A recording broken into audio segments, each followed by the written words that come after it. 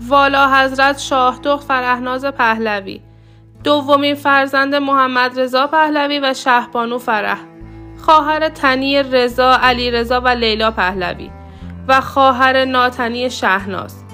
در این قسمت از شوگرافی به زندگی و سرنوشت فرهناز پهلوی و ماجرای پیری زودرس او میپردازیم. قبل از هر چیز از لایک و سابسکرایب شما عزیزان سپاسگزارم. فرهناز پهلوی در 21 اسفند سال 1341 در کاخ سعدآباد به دنیا آمد که تولد او مصادف بود با رویدادهای مهم سیاسی.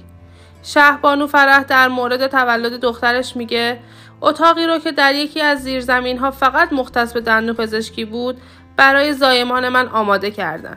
شادی فراوانی که برای تولد یک دختر داشتم را از یاد نمیبرم. توی اون شادی من تنها نبودم. والا حضرت اشرف و والا حضرت شهناز با اطلاع از این خبر چنان فریاد کشیدن که کم مونده بود آقای نازنینی که برایم قرآن آورده بود از پله ها بیفتد. پادشاه و پسر بزرگم رضا فرهناز را بغل کرد. همسرم از داشتن دختر خیلی خوشحال بود.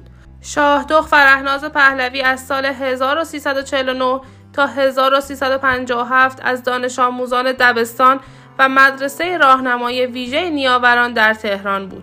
اما پس از انقلاب 57 درس خوندنش نیمه کاره موند و در آذر سال 1357 پیش برادرش رضا به آمریکا رفت. در آمریکا در آموزشگاه شبانه روزی برای اتمام درس‌های دبیرستان خود نام‌نویسی کرد.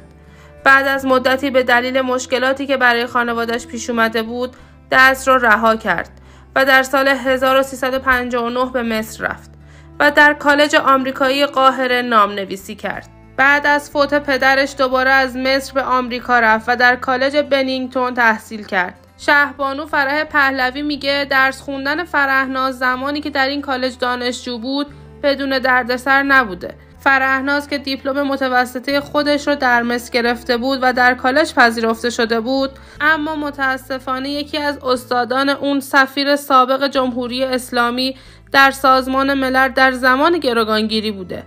فرهناز مقاله خیلی خوبی رو ارائه میده، ولی این مرد به بهانه اینکه فرهناز مقاله‌اش رو به تنهایی ننوشته تحقیق او رو نپذیرفت و این بی‌عدالتی که برای نام و اصل و نسبش بود براش گرون تموم شد و این مقدمه‌ای بود برای رفتارهای ناپسند بعدی.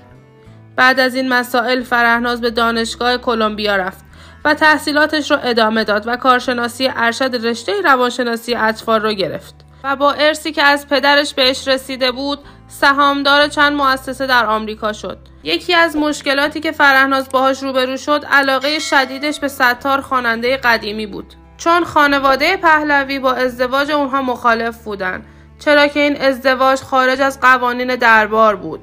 بعد از این موضوع فرهناز خیلی تنها شد و دچار مشکلات روحی شدیدی شد و دیگه هیچ وقت ازدواج نکرد. احتمالاً خیلی‌ها ترانه معروف شازده خانم ستار رو شنیدن که حاشیه‌های زیادی به وجود آورد.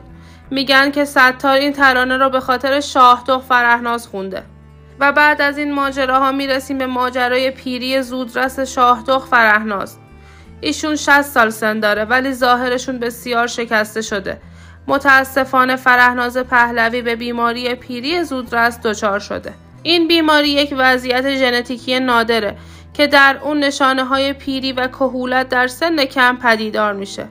افرادی که دچار این بیماری میشن زود از دنیا میرن، اما فرهناز تونسته با درمان‌های متعدد به زندگی خودش ادامه بده.